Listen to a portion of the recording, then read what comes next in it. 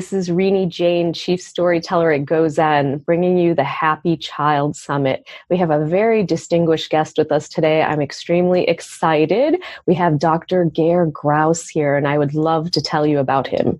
So Dr. Grouse is a renowned figure in the field of education, where since March of 2017, he holds the position of the first Global Director of Education at Kidzania, which we are going to hear a lot about. I'm very excited.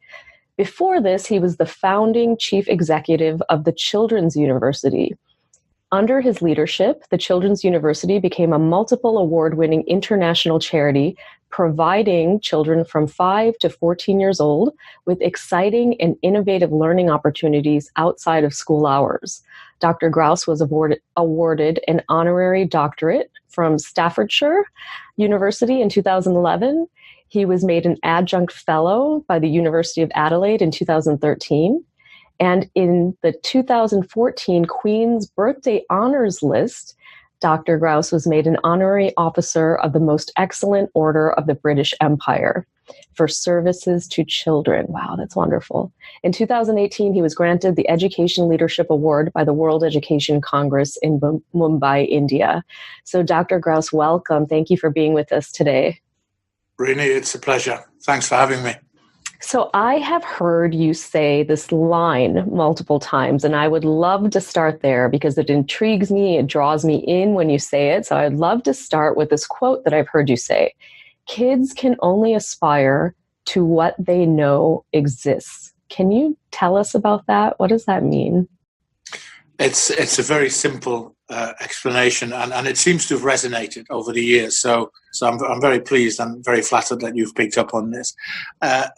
Many years ago, in the early noughties, I was the education director of a new education initiative in the UK under the Tony Blair government, and it was called Education Action Zones, where in areas of significant social disadvantage, businesses were asked to work together with schools to enhance children's life chances. And I was in charge of 30 schools, both elementary and secondary, in the Manchester area. And the co-sponsor of the project was Manchester Airport. And you had this very strange thing where you had the fastest growing business outside of London parked next door to one of the most disadvantaged, socioeconomically and socioculturally disadvantaged areas in the UK. And the aim was that we would work. One of the targets we set, the KPIs, if you wish, we'd set was that Manchester Airport would employ more people from the locality in years to come. That was part of the challenge. So one of the things I did is I started talking to very young children, 5, 6, 7-year-olds, about their prospects, about their futures. And I asked them the very simple question, tell me the jobs you can do at Manchester Airport. And the answer I got was what they could see, which incidentally is only about 35% of the jobs inside an airport. So they were also, in a sense, aspirationally not aware of 65%. I then asked those kids, you can fly aeroplanes. And the answer I got was, kids from here don't fly aeroplanes. Wow, even at that age. That was at the age of 5 or 6. So two things. Children could only aspire to what they saw, and children had already experienced the ceiling of ambition, which had been put there firmly, not by schools, but by the community and the people around them. So that's when that phrase was first coined, and through Children's University and through the Kidzania research, it's kind of stuck, and it's true, and it becomes, in a sense, it becomes our job as adults, as facilitators of the learning, that we should open curtains and open doors and open windows and effectively provide experiences for children to have so that they can widen their horizons and broaden their thinking. I love how you said the word experiences. So this is not just about us as the grown-ups coming in and saying, well, you could do this, right? Or giving them words. Because I feel like in my understanding of Kidzania, and I will let you expand, it really is experiential learning, right? So can you tell us, and for those who haven't heard of Kidzania, tell us about Kidzania. What is Kidzania? Well, firstly, if you haven't heard of Kidzania, shame on you. Shame on you. Absolutely. There you are. It's an interesting. It's a very interesting organization. It's yes, it's a business, but it's much more of an organization. It is broader than what we conventionally think of as a theme park, for example. So it started in Mexico City in 1999. It was the brainchild of an entrepreneur called Javier Lopez Ancona. And it opened in Mexico City. The second one opened in Monterrey. And then eventually, through almost coincidence, the first franchise opened in Tokyo. And then slowly it made its way across the planet. And there are now 26 in 20 countries. And we're about to open number 27 in Doha. And this year we will also open Johannesburg, which is extraordinarily exciting. And then, of course, Dallas will be the first one to open in the USA, also in 2019. And the idea is very simple. It's about role play, but role play must not be seen as the end product. It's not a role play center. It is a center where role play is the means of expression, just like a pencil or a pen is the means of expression for writing, creative writing.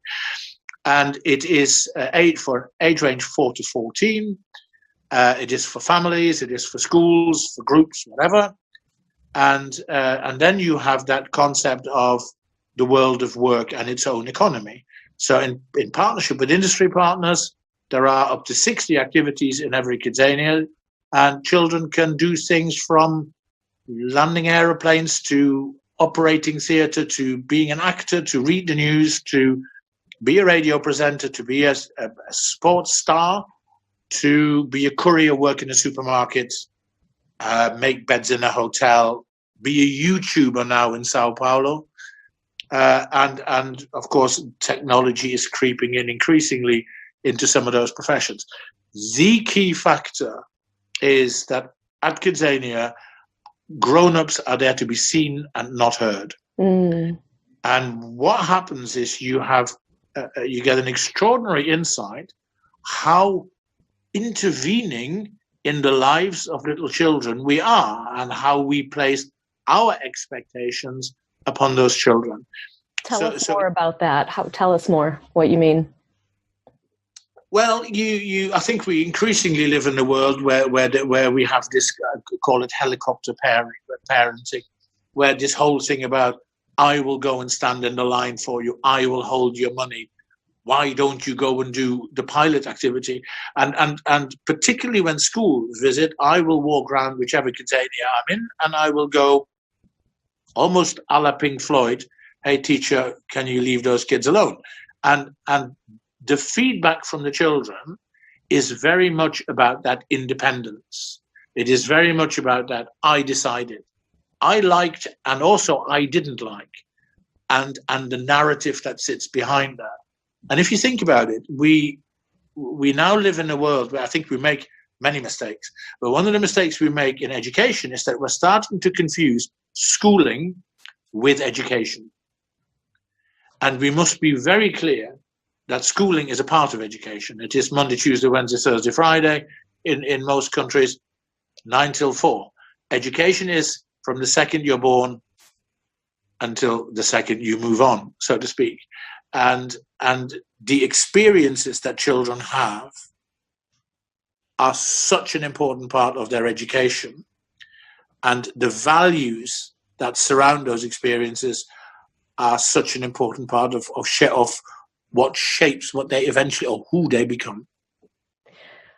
This is amazing. So I have myself have not been in a Kidzania yet. Shame on me, right? But I will, it's on my bucket list now. So for those who haven't had the opportunity to step into one of these amazing cities, can you tell us a little bit more about the experience? So kids come in, how much is the experience curated? So the journey, right? So the city is 2/3 size. Every Kidzania starts with an airport and has a real aeroplane. Wow. And effectively you go on the journey. And the journey is you check in, you get a boarding pass. You get 50 Kidzos, which is our currency. And then you get, very importantly, you get a bracelet. The bracelet is a security bracelet, i.e. you can't get lost or you can't get out as a child without your accompanying grown-up. But also it allows us to check where you are and what you've done. And I'll talk a bit more about the research later on. And then you go inside, and there it is. It's yours. You and a friend, 2 friends, 3 friends, never go on your own, because the world on your own is a bit of a sad place, I think, quite often. Go with your friends and go and experience. And actually experience what it is you like. How often do we put children in a position? I get that conversation with young people all the time, whereby I ask them the question, where do you learn that it's okay to get things wrong as long as you learned from what you got wrong? And the answer is, more often than not school, because there is that tempo to get me through the test. And getting it wrong is a bad thing. Actually, do you know what? Getting it wrong is a really good thing, because these youngsters make up their own minds. So that's one side of it. The most important side is it's a bundle of laughs and it's fun. Yeah? But also, quite a lot of the children have that thing whereby they realize that these experiences, the world of experiences, is the appliance of science. It's the theory into practice. So the youngsters I talk to who might not like writing at school, but love producing the front page of a newspaper, have all of a sudden, for themselves, without us interfering, worked out that there is a purpose to education, that there is a purpose to schooling. And I ask lots of children all over the world, why do you go to school? And far too often the answer I get is because I have to. So there's something we are not doing right, and there's something that needs to change. And we have to come to the point where we are not the agent of change, but we place the children in a free-range learning environment, in a position where they can be their own agent of the change and write their own narrative of the possible. What are some of the lessons or what are some of the practices that you see at Kidzania that could possibly be practically implemented in a school setting, right? Because we want there eventually to be some alignment, not sort of, I feel like we're putting our kids into a system and then they're coming home and we're trying to deprogram everything that's happened. So what can we do? What can we take from what you are learning there? I mean, first of all, it is kind of my mission that wherever there's a Kidzania in the world, no activity in that Kidzania should have been developed without the input from schools. Why would we not work with the people who are in loco parentis of those children almost all the time? It makes no sense. So we're establishing a number of ambassador schools, and we go to them and say, actually, we are pretty good at Kidzania. We are pretty good at working with industry partners. We are pretty good at experience-based learning, but we're not experts in X, Y, or Z. You are. Can you help us? Plus the fact you know your children. Yeah? So that's one lesson. Don't do it on your own. And schools shouldn't do things on their own. There is expertise out there. So careers teachers, for example, careers teachers shouldn't teach careers. They should facilitate learning about careers by bringing in other experiences. So that's one thing. The second thing is that we can work with schools on the concept of purpose, why some of these things matter, but also in terms of the methodology. So one of the things that we do in our experience-based learning approach is every activity has a tangible outcome. Yeah. So we celebrate achievement rather than attainment. So when you produce the front page of the newspaper, you take it home. So you take back home the outcome of a number of experiences, which at home become a talking point. Because why would you not show your grandparents that all of a sudden you're a journalist, or that you read the news, or that you've landed an aeroplane, or that you've been an estate agent, or whatever you've done. You make the bed in a hotel. Brilliant. So there's something about celebrating success in a much wider sense than how good's your grade. And there's also something about the fact that the environment is the third teacher, utilizing the environment. Why would I teach children about transport in a classroom? Why don't I take them to the railway station? So you can widen that thing. Incidentally, I do think that in the sense of true partnership and learning partnership, we have as much to learn from schools, from good schools, as good schools have got to learn from us. So that seems like a fair split, really. But I also think that I'd like to think that education piece seeps through into the consciousness of parents. Yeah, and instead of I want for my child, it might actually be let's enable some discussion here. So research in Japan showed, for example, that children who've been to Kidzania a number of times take far greater interest in the world of work, including that of their parents, than other children. Which I'd much prefer that as an outcome than them getting half a grade in maths more or whatever. Because, the schools can do that. But it's the purpose bit, the bigger picture, that matters such a great deal.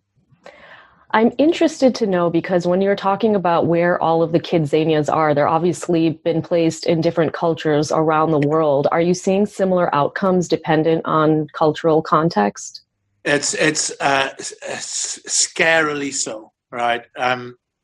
Now, there's a couple of observations that are probably, that are more anecdotal than scientific, but nevertheless, I can make.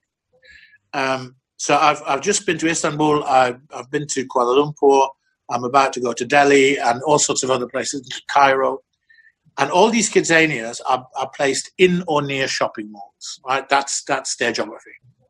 And sometimes when I travel a lot, I can't quite remember where I am, because every shopping mall looks the same to me and has the same stores and the same sales discounts and whatever else. And Peppa Pig is everywhere, be it in a different language.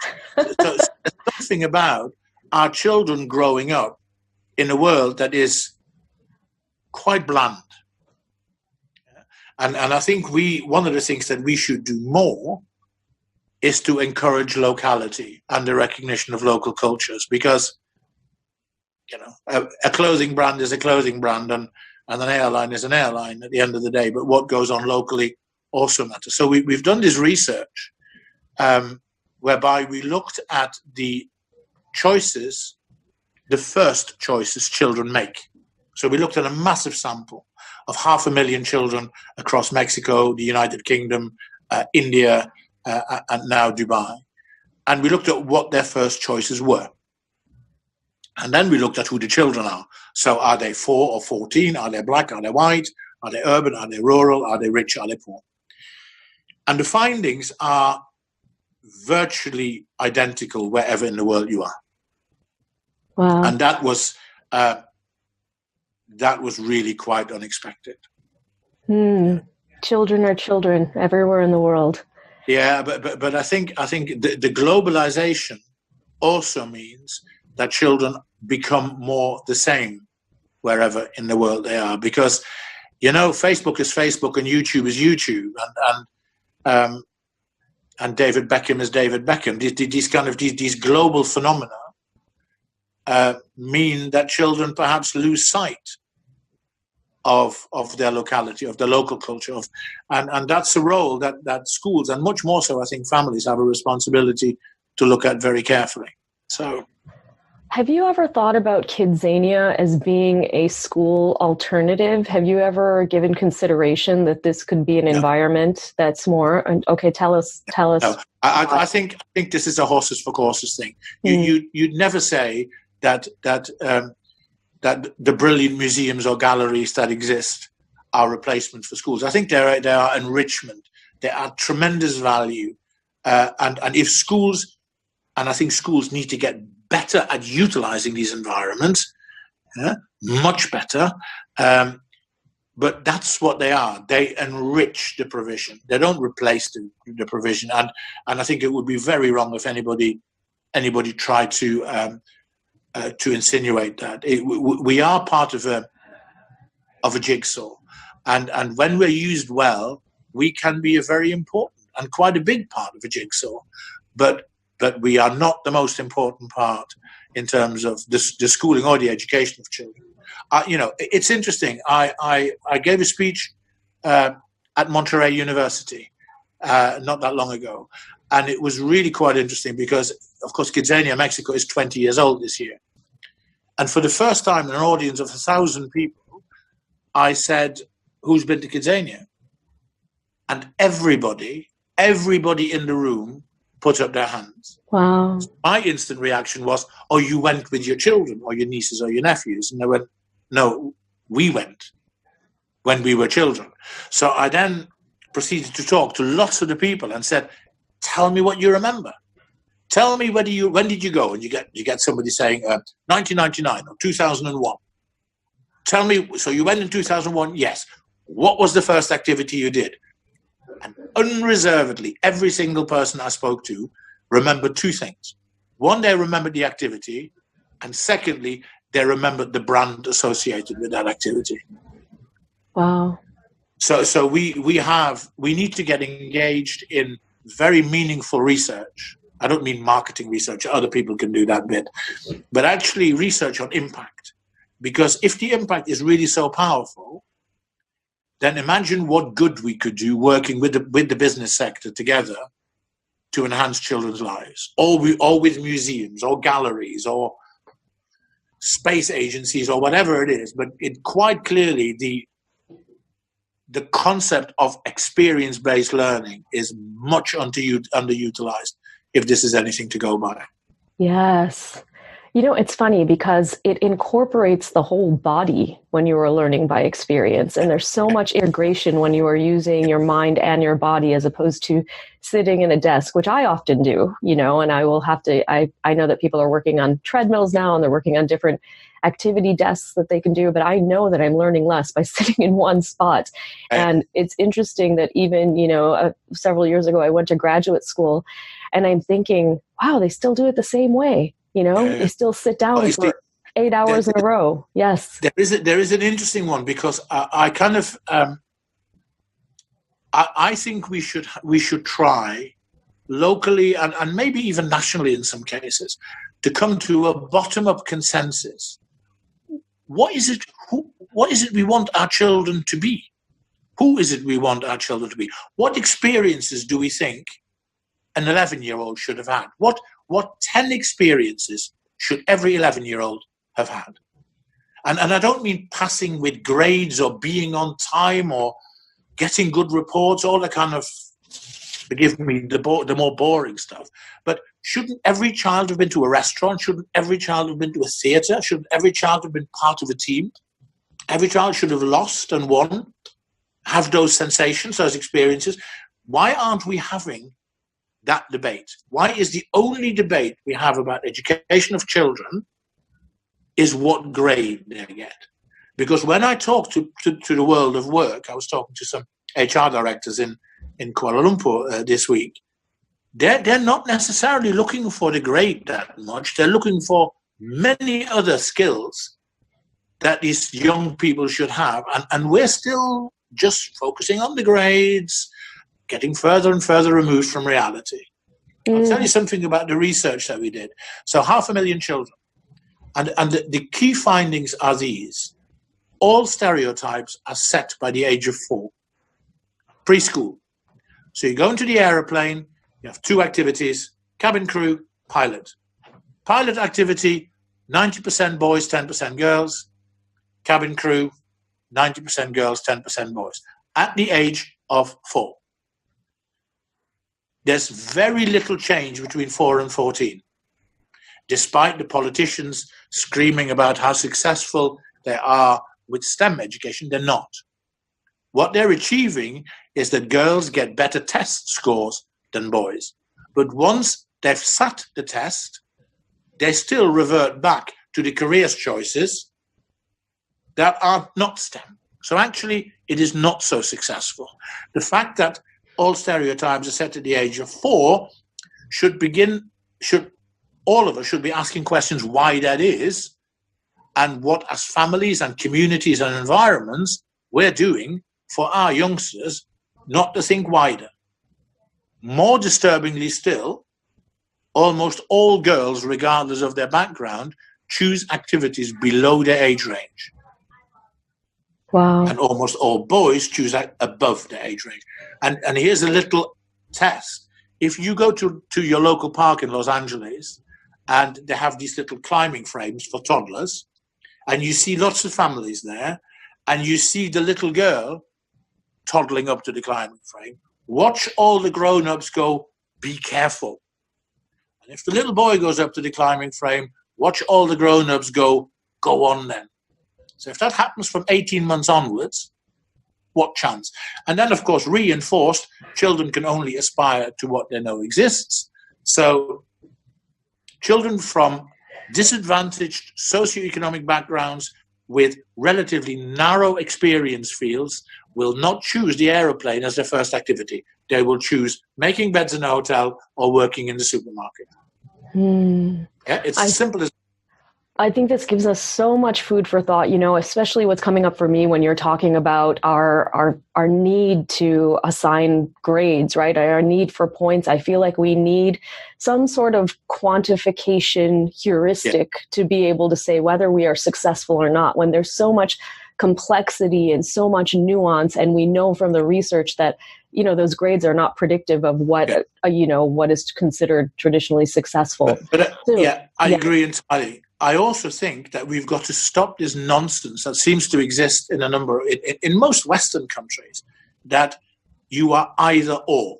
So you are either the test fanatic or the woolly, feely, softy, touchy person who doesn't care about the tests. And so the test fanatics call the other people those who dumb down and lower standards.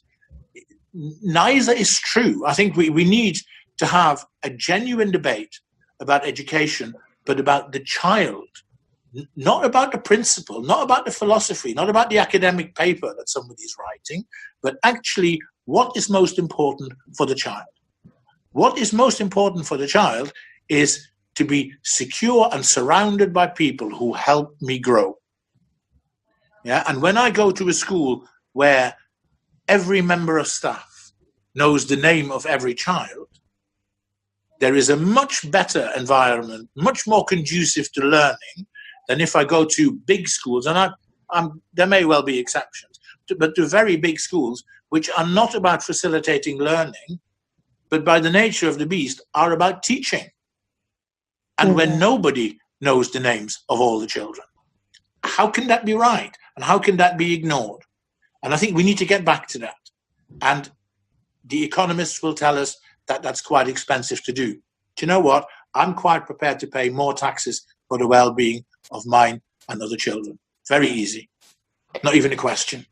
When we have parents that are listening right now that are in a position where they feel that they don't have an alternative, but to send their children possibly to the closest public school, and they know that they are putting them in an infrastructure, in a system, and maybe they're listening to this talk and it very much resonates with them. And they're like, now every day I'm sending my child to the school where they're learning lessons and doing things and they're teaching to the test and it's a grade factory, and they come home. So if you have a parent is listening to this and they want to ask you this direct question, they say, listen, my child is in this environment. I cannot homeschool them. I cannot afford a private school. I cannot move. What do I do now with my child when they come home? how do I put them in that system and then have them grow up to be whole? What's in my power now to counteract what's going on? Right. Experiences are in parents' power, right? The world's unfair, granted. And all those comments are perfectly legitimate, absolutely granted. But I kind of unpack these things sometimes and think, people tell me, for example, or people of all sorts of backgrounds will tell me, children are always watching television in their room or always on screens. And I ask the question, well, who put the television in their room? And why? Because most people, I think, put the television in their room so that they can watch the big one downstairs. I guess there must be something around that, yeah? Why don't you watch it together? So I think all parents should engage with, why don't they read books together? Why don't you walk in the park together? Why don't you go to a gallery or museum? Many of those are free. Why don't we get back to that kind of family learning, that kind of family growing, that is about values and experiences, that is about I liked and I didn't like and why, that is about that level of engagement. And put your mobile phones down and stop texting people for a little bit and actually have that debate. All parents should do that. And communities and families and neighbors and aunts and uncles and whoever these people are, and join clubs with children. Now, this may sound incredibly old-fashioned. I don't think it is, because I see it going on all the time. And actually, the irony is that some of the better private schools, that's exactly what they do. That kind of club culture, that culture that sits outside of the grades, that engages the parents. You don't have to have money to do that. You don't have to be a millionaire to kick a ball, It's so true. Thank you for that. And we have many educators listening and many people at the level where they can make some change in their school. If they're listening to you, Dr. Grouse, and you had the ability to give them some ideas, to give them some things that you've seen in the space that you've worked in for so long that might be able to affect change, what would you say to the educators that are listening that they can do to help kids? Well, I think first and foremost, and quite genuinely, I take my hat off to those people who work with children in education. I think in many cases, against the odds, people do a pretty brilliant job because we live in a society where very conveniently, when something goes wrong, it's easily the school's fault, and the school is looked at to remedy things. Anything that is uncomfortable for the grown-ups, be it from education about knife crime to sex education to drugs education, we push that one off to the schools because it's a bit uncomfortable and a bit sticky for us, really. So I take my hat off to those people in the first instance, and I would not be so presumptuous as to tell people what I think they should do. The advice I would give people is to focus back on the children. The grades will come. Give me a confident child and I'll bring you the grade. So focus on the child and how we, through experiences, can get those children to be more confident. And those experiences aren't necessarily always expensive or out of school. They can be about food, they can be about colors, they can be about festivals, they can be about creative writing, they can be about meeting people. And I think we need to trust the children. I hear quite often from adults saying that, we need to do that for the children because they're not capable of things. My 13-year-old daughter is infinitely more capable with technology than I will ever be. And I'm very grateful for every piece of advice that I'm given. I think why can't we get 12-year-old children who are brilliant with iPads and telephones? Why can't they, and mobile phones, why can't they be put in a position whereby they teach older people in an old people's home to FaceTime so that they can get in touch with their relatives wherever in the world they might be? I mean, they're very simple examples. But I think the teacher is the enabler to utilize the environment, to turn theory into practice, and to bring enjoyment back into education. And instead of knowing the predicted grade, or by all means do know the predicted grade of a child, but also know the name of their dog and what their favorite chocolate is, really. Because knowing the person helps us getting the achievement, and getting the achievement helps other people be happy when they get the grades. So I think it could be quite good for all of us. Thank you for that. You are probably aware of sort of the grim statistics on mental health and well-being. I will cite the statistics in the U.S. Right now, it's 31.9% of children by the age of 18 will be diagnosed with an anxiety disorder. Yeah. I know that the numbers are similar across the world, really. We often get asked in the work that I do personally, what's going on? Why is this happening? Why are we there? And what can we do? So I guess this is a question that I would like to ask you. In your opinion, what has brought us to this place and what is our hope? Unrealistic expectations and disregard for the individual. It's as simple as that. And it goes back to the school thing. Let's look at the individual. Let's look at the pressures that we put people under. In many cases subconsciously, but that I've witnessed, and again it's anecdotal, that affect children. So in the UK, we are Brexit is the most used word around at the moment. Oh, what fun! And the but the pressure on children from migrant families, where you hear children say, "Do we have to leave? Does my friend have to leave? What does this mean?" So there is no. I'm sure it's very important whether we leave or whether we stay. It must be very important because it's in the news all the time. But the disregard for the individual is shameful.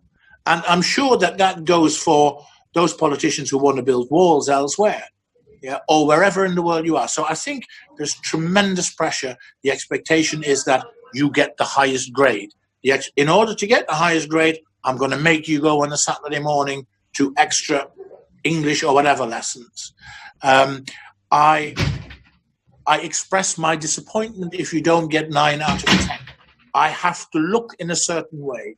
So all of this is incidentally is unrealistic. What children are meant to look like, what they're meant to possess, what they're meant to like, what they're meant to achieve, who they're meant to be like, the fact that everybody's got to have teeth whiter than white, all those bits, and you put them together in a cocktail shaker and you shake it up a bit, that's a pretty poisonous drink. Yeah. And I think, again, we are not going to stop. People say, oh, there should be less YouTube and there should be less FaceTime, Facebook. That's not going to stop. It's like saying we're going to take the car off the road or we're going to do away with antibiotics. Those things don't stop. We have to learn to live with those better, and we need to reassess our values, and we need to have dialogues with our children about what it is that makes them anxious. And it's a pretty nasty little world we occupy at the moment. Yeah, I look at all the news stories that are around at the moment, large and little, and there seems to be very little pleasant news around, and everything's focused on what goes wrong. So I think we need some positivity. I do some work with Dr. Abdullah Al-Karam and KHDA in Dubai, where the happiness agenda is high. Good for them. Good for having recognized that this is really important. Please don't test happiness. Please don't measure it in that sense. But the fact that it was recognized long before it was voiced elsewhere, I applaud it entirely. It's a difficult thing, but together we can make that better. I think we need to very carefully begin to redefine what's important. And I think we need to do that together. And we need brilliant leaders in schools and leaders in families and leaders in communities to stand their ground on this. And we need political leaders who are able to do this. We are sadly devoid of that globally at the moment, but I'd like to think that goes in swings and roundabouts. It is the leadership that we bring that will enable the cure, so to speak, for this, and the resilience, and it will bring skills to children to cope with these things better. It's a very difficult one, and it's very sad. It's a beautiful answer, though. Thank you very much. And I feel like probably what you see, I almost feel like taking a trip to Kidzania. Where's the closest to Kidzania to LA? Because I feel like maybe what you see and how you've described the children who come there is maybe you see the hope there, right? I think, but this is part of the thing. If you, the opening line in Bill Clinton's autobiography is probably one of the finest lines written for a very long time. I was born in a place called Hope. Mm. Yeah, and I think every school and every Kidzania and every museum and every gallery should have a big traffic sign saying, Hope this way. Mm-hmm. And we need to lead to this. We need to do the positivity bit. It's such a negative world we occupy at the moment, and we have to refuse to do that. Incidentally, in 6 months' time, come to Dallas and I'll show you around. Wonderful. So this summit is called the Happy Child Summit. Dr. Grouse, I would love to know from your personal point of view, what is a happy child? Wow. I'm very glad that you only ask easy questions. A happy child is a child that, to me, I see lots of happy children, right? And I think you probably do. And it's very often expressed by their faces more than what they say and what they do. It's the smile, it's the eyes, it's the body language, it's the jumping up and down with excitement. We also have to be real as grown-ups and realize that not every child can be happy all the time. Right? That's kind of not how it works.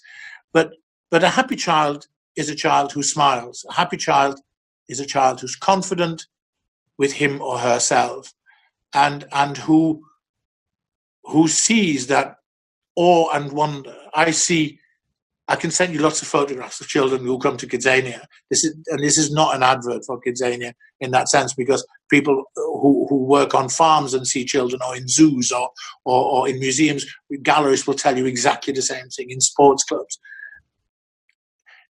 The child that is happy because he or she belongs and achieves and is trusted and can trust and is confident in doing so and isn't afraid to get it wrong, to be told off, to fall over, to make mistakes. That, for me, I think happiness is a simple thing. And I think we have an awful habit of overcomplicating matters. I genuinely think it's as happy as that. My daughter, when she is happiest, when she comes home and plays with her puppy. It's easy. Yeah. Yeah. And we have to recognize those things, that the happiness isn't about, the $1,000 phone or iPad or whatever it is. But happiness is about little things, about achievement. Happiness is about your grandfather tucking you in bed before you go to sleep and reading you a story. Little bits. Beautiful. They're the things I miss as a grown-up. So that's my child. So what are you working on now that excites you? I know that you've worked on so many things, but tell us. We're excited to hear. I think we're going to continue this research, because I'd like to establish this kind of global barometer of children's aspirations. I've got a few bits and pieces, but the Kidzania coming to the USA is something that excites me tremendously. Kidzania opening in South Africa will be a very proud day. I had the great privilege to sit next to Archbishop Desmond Tutu on his 86th birthday and share a vanilla ice cream with him, which was great fun. Wow. And his line was, "Can you promise me that children from Soweto can come to Kidzania?" And I said, "I promise you that will happen." So it's about trying to make the world a better place in small bits and pieces. So the research and the other thing is, not every child can go to Kidzania because there isn't a Kidzania in the neighborhood. So one of the things that we're doing is we're looking at publishing books with DK, our partner, about careers and futures awareness for younger children. We're looking to move the debate from what do you want to be to who do you want to be. And hopefully that touches on that happiness agenda a little bit. We need Kidzania online. We need Kidzania's own kids talks. we need a menu of learning outlets that children can invent themselves into. And I want to begin to advocate what I would want to call futures awareness. I would love to see every primary school in the world for 1 week every year meaningfully using other environments, using other expertise, engage children with what their future might look like. Wow. And that would hopefully get them to realize why they go to school and why it's a good thing, but also what their potential is. Beautiful. Yeah, the girl I witnessed many years ago, the 9-year-old girl called Lucy, I witnessed many years ago talking to a cosmonaut. She was in the audience, and there were Russian cosmonauts in the audience in Bradford, Children's University, Bradford, and the cosmonauts spoke about being in space, and the girl asked the question, the best question I've ever heard. I think the question was to the cosmonaut, was it that good that you sometimes dream of it? And his answer was, I dream of it all the time. And she replied, is it always the same dream? And his answer was, yes, it's the Earthrise and it's blue. And that child did nothing else for the rest of that 3/4 of an hour except listen. And at the end, when I was at the front thanking everybody, she walked up to the cosmonaut and said, how do I become like you? Wow. And there is a splendid example of schools facilitating experience-based learning that is just of the best nature that you can wish for. Now, I can do that with a gardener, I can do that with a veterinary, I can do that with a teacher, I can do that with a policeman, whoever. But it is about utilizing that and making that happen. Well, Dr. Grouse, as that child had a moment of awe, I have had many moments of awe during this conversation, and I hope those of you listening have had the same. We thank you so much for being here. It was enlightening. It was an honor. We thank you so, so much for the work that you are doing. It was absolutely delightful to speak with you today. Thank you. Thank you. I'll see you at Kidzania in 6 months' time. You got it. Yeah, brilliant.